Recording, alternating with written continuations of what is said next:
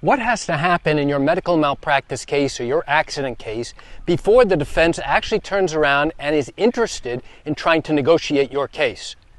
Would you like to know the answer? Come join me for a walk around the neighborhood as I share with you exactly the answer to that question. I am Gerry Oginski, a New York medical malpractice and personal injury attorney. When you bring a medical malpractice lawsuit, in order to get to the point where you have started your lawsuit, your attorney will have spent months and months investigating your case, every single detail of it, and getting all of your medical records. Your attorney will have forwarded those records to a qualified medical expert to confirm that you have a valid basis for a case. In a medical malpractice case, for example, in New York, you cannot start a lawsuit the next day after something happens to you. That's not how it works. Instead, your attorney has to gather all the records, have it sent out to a qualified medical expert. The medical expert has to come back and confirm that you do in fact have a valid basis for a case. So now, once the lawsuit gets started, the defense knows none of the details that you are aware of in your case. They don't know anything that happened to you. Now the defense has to start doing their investigation. We are required to provide the defense attorneys with copies of your medical records, as well as permission slips that will allow them to go ahead and get copies of your medical records directly from your treating doctors. Once they get those records, you might think, okay, now is the time that they're going to start negotiating because they've had an opportunity to go ahead and review your records, and now they should start negotiating. Well, that would be wishful thinking. And that never, or I shouldn't say never, it rarely, if ever, happens. So what does happen? What does happen is now, after they've had an opportunity, the defense has had an opportunity to review all your records, they are going to turn around and say, you know what? We would like to learn from you, the injured patient, exactly what happened to you in your own words. They want to learn from you what problems you have now. What injuries and limitations and disabilities do you have now as a result of the injuries you suffered from this doctor and this hospital? In that instance, now you will have to go through this deposition process, which is a question and answer session. And after this all-day session, where they ask you hundreds, if not thousands of questions, you might say, okay, now they know all these details. Now they should pick up the phone and start trying to negotiate. Well, again, that's more wishful thinking.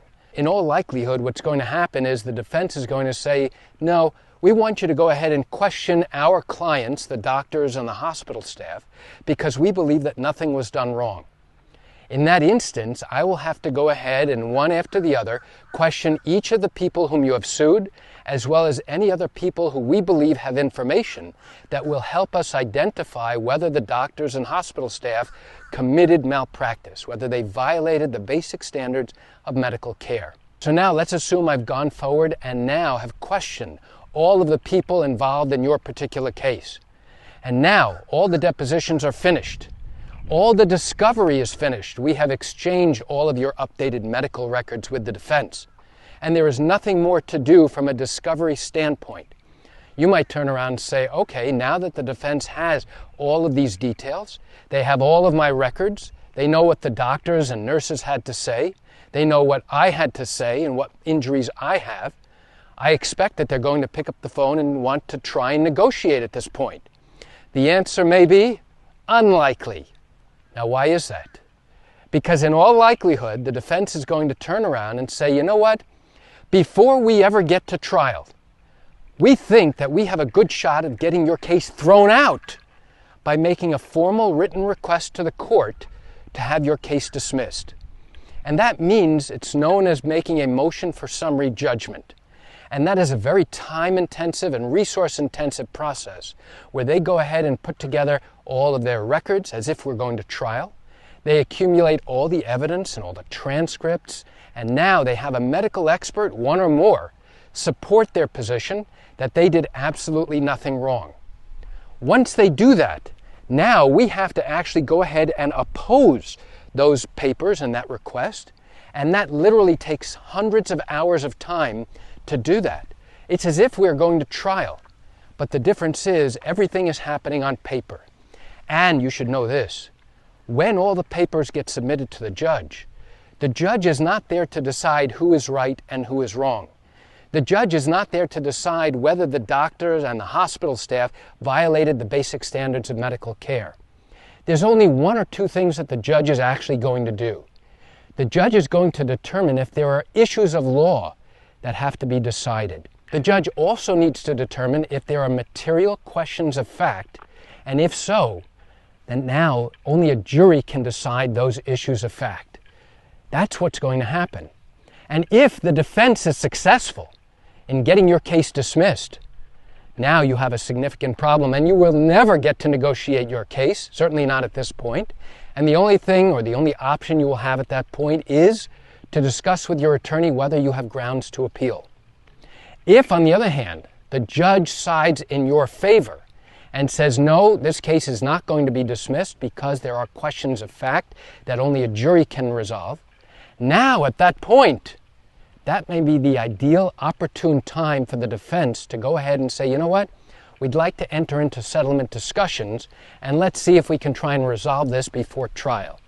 However, here's something really important that I don't know anybody who discusses this online or on a video. Even if you believe that the doctors were careless and you have the best case possible and you have the best medical experts to support your position, the defense may still maintain, even though they lost summary judgment and your case is proceeding forward to trial, they may still believe that they did absolutely nothing wrong. And now they say, listen, we have no interest in negotiating, and let a jury decide whether you are slightly more likely right than wrong than what you are claiming is true. And we believe we are going to be successful. If they take that position, now it doesn't matter what your intention is about trying to get them to negotiate. The bottom line is, if their doctor refuses to negotiate, if their principals refuse to negotiate, if they believe they have a strong case, they may turn around and say, we have no interest at all in negotiating. In which case, you have no choice but to go to trial and to take a verdict. However, on the other hand, there may come a time where the defense turns around and says, you know what? We believe that now is the right time to start negotiating. We believe that this case should be resolved without going to trial. And in every one of these medical malpractice and accident cases, once they reach that conclusion, now the issue of whether or not they are responsible no longer is discussed. We instead turn our focus to damages. What is the extent of your injury? How badly are you hurt? How limited are you from doing your daily activities? All of those things are taken into account. And what's most remarkable about these particular cases, once we reach that point, is that each side is working off the same documents. Each side is working off the same set of facts. We know from your testimony what problems and limitations and damages you have. We know from your doctor's treating records what you have complained of and what your doctors have recommended. We know what treatment you have been through, as well as what future treatment you are likely going to need.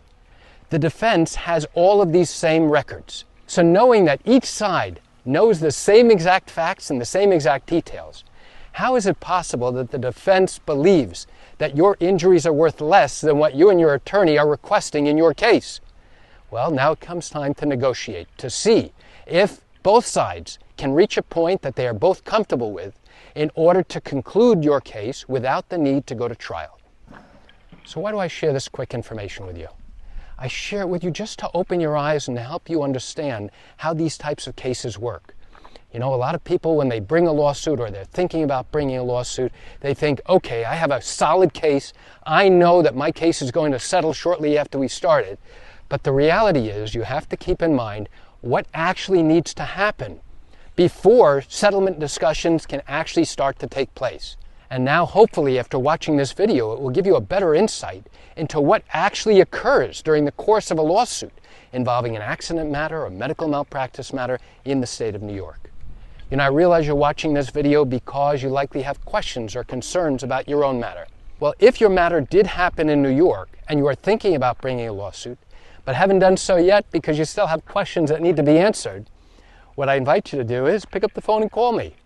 You know I answer questions like yours every single day, and I'd love to chat with you. You can reach me at 516-487-8207 or by email at Gerry, Gerry, at Oginski-law.com. That's it for today's video. I'm Gerry Oginski. Have a fantastic day.